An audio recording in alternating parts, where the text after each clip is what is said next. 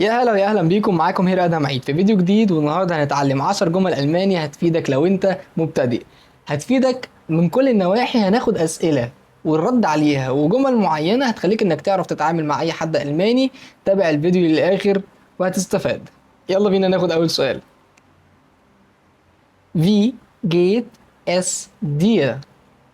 Wie geht es dir؟ وده معناه عامل ايه؟ طيب أنا هنا ممكن أرد وأقول mir geht es gut. mir geht es gut يعني أنا كويس. طيب wie heißt du؟ wie heißt du؟ السؤال ده معناه اسمك إيه؟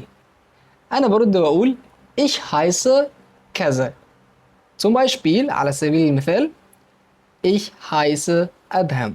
أنا اسمي أدهم. سهلة. Woher kommst du؟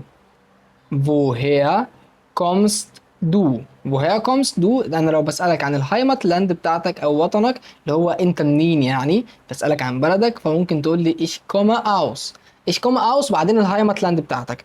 zum Beispiel ich komme aus Ägypten. ich komme aus Ägypten.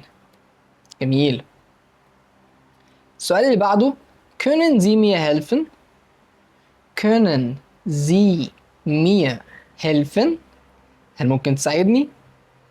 عندنا ردين، ممكن أقول يا كلا أيوة طبعا، أو ممكن أقول يا جيران بكل سرور. يبقى السؤال نفسه بيتنطق كده können Sie mir helfen؟ können Sie mir helfen؟ أو الرد يا كلا. تاني رد يا جيران. جميل جدا. طبعا في ردود كتير جدا ولكن دي أبسط الردود. آخر حاجة معانا هي vielen Dank.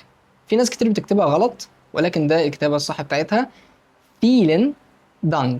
vielen Dank يعني شكرا جدا أو شكرا جزيلا. الرد عليها بيبقى bitte schön. bitte schön.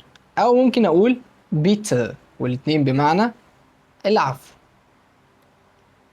بس كده، ودي كانت كل حاجة. ولو عايز تتعلم حاجات أكتر عن الألماني ما تنساش تشترك في القناة. عندي كمان على البيج على الفيسبوك بنزل قصص كتير وبنزل حاجات كتير تخص اللغة. هسيب لك اللينك بتاع البيج تحت في الديسكريبشن. أشوفكم الفيديو اللي جاي. مع السلامة.